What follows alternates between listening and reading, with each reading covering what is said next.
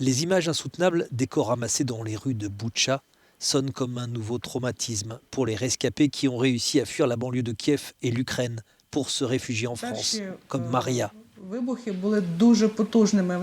À Boutcha, les premières explosions ont été très puissantes. Nos fenêtres ont tremblé, le sol a tremblé. Nous sommes sortis de notre bâtiment car nous ne comprenions pas ce qui se passait. Nous ne savions pas quoi faire, où nous cacher. Était-on plus en sécurité à la maison ou au contraire était-il plus sûr de quitter l'appartement le plus vite possible? Nous entendions le bruit des hélicoptères, nous les voyions, mais nous ne comprenions pas ce qui se passait.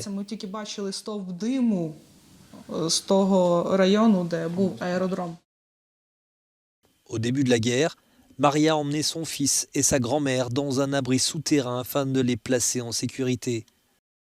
Après 12 jours sans eau, ni gaz, ni électricité, Olga, 94 ans, survivante de l'occupation nazie pendant la Seconde Guerre mondiale, a montré les premiers signes de fatigue et fait plusieurs malaises.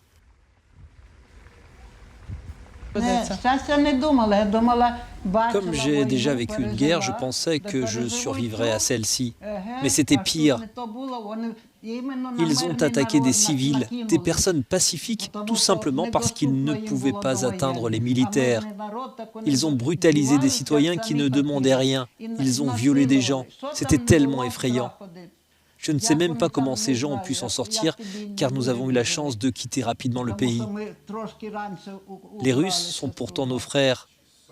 Nos deux langues sont très proches. Je n'imaginais vraiment pas qu'ils puissent se comporter ainsi et détruire nos villes et nos villages.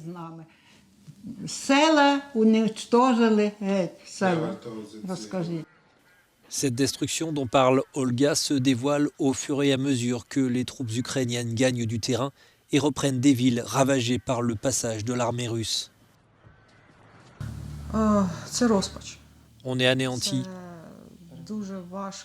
C'est tellement dur de voir notre ville, nos rues, complètement détruites. On veut rentrer chez nous.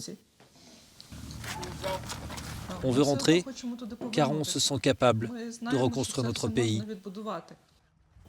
Mais le retour en Ukraine de Maria et de sa famille est encore prématuré.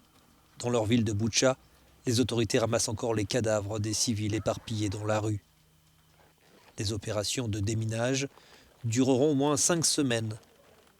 Viendra alors peut-être le moment de rentrer en Ukraine, de reconstruire un pays détruit et meurtri, comme des millions de vies.